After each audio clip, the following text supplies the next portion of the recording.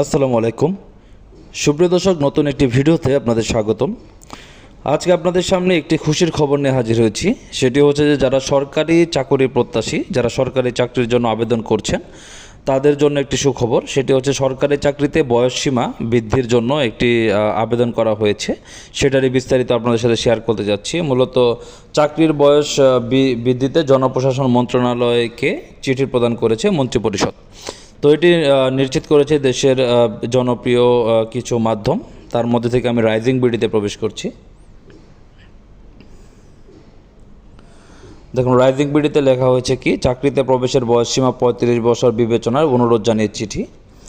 তো সেক্ষেত্রে সরকারি চাকরিতে প্রবেশের ক্ষেত্রে বয়সসীমা ৩৫ বছর এবং অবসরের বয়স ৬৫ বছর করার দাবি জানিয়ে মন্ত্রিপরিষদ বিভাগে চিঠি দিয়েছে প্রশাসন ক্যাডারের কর্মকর্তাদের সংগঠন বাংলাদেশ অ্যাডমিনিস্ট্রেটিভ সার্ভিস অ্যাসোসিয়েশন।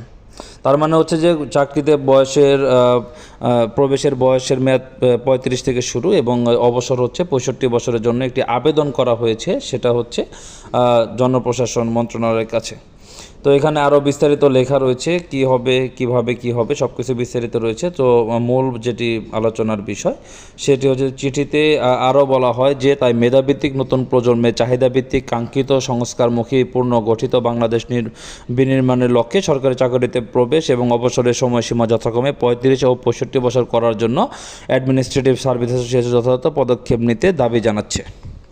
তো দর্শক, এতে বোঝা যায় যে সরকারি চাকরিতে প্রবেশের বয়সসীমা ৩৫ বছর হওয়ার একটি সম্ভাবনা রয়েছে এবং অবসর ৬৫ বছর হওয়ার একটি তুমুল সম্ভাবনা রয়েছে। তো আশা করি এটি বিবেচনা করবে এবং পরবর্তী পদক্ষেপ নেবে এবং পরবর্তী গ্যাজেট প্রকাশ করবে বলে আমরা আশা পোষণ করছি। দেখা যাক পরবর্তীতে কী হয়।